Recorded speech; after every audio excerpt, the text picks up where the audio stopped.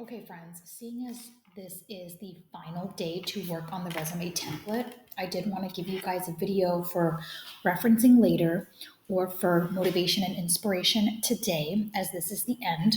This is a test grade. I'm going to say that again. This is a test grade. Okay. This is the final piece of the resume unit just before we do the project, which is also a test grade. It just counts a tad bit more and it is a more creative piece. This is the one that we have to just like grin and bear it. It's on the computers. It has to be done like this because we are building on the skill of the technical aspect. Resumes are not handwritten and they are typed and printed out and sent via email or to the physical person, but it is typed. And they tend to want an electronic copy as well. So, this is just a little motivator for those who are working. This is someone who turns their work in. Right now, this is considered an 80% due to some of the things we're going to go over. So, they did have their name and email address at the top. They have a strong, descriptive, relevant summary in one sentence. They identified their GPA, they identified their words. I'm going to capitalize. When we move down to experience, I wanted to showcase that the place of work and what you do is underlined at the top, and then you move on to where this happened and how long you worked there. If you are still there, that is why this student wrote present.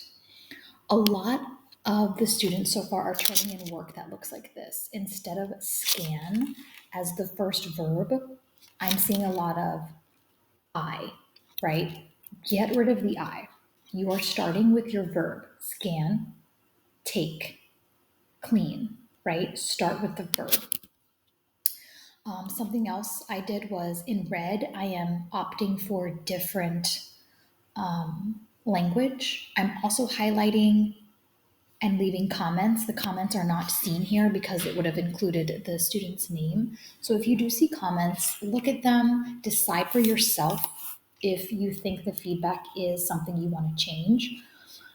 Things that could bring the grade up, give the qualifier or give more description. And I prompt the student here by typing in order to what, like fill in that blank. Again, what it is, where it happened. I'm asking for specifics, such as what, add one here. I give a qualifier here. The student can totally delete what I'm writing if they choose to type something else, but if they just get rid of it and don't add any descriptions, then it won't be the 100%, right?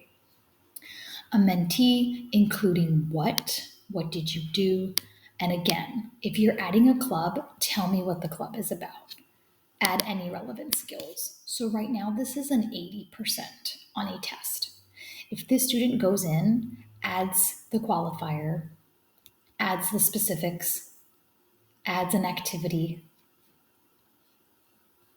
includes a task, describes the club, and adds at least one skill outside of academics, this student will have 100% on a test grade. So as you're looking through your resume brainstorming, you're copying and pasting things over here. You're using the discussion post to copy and paste your summary.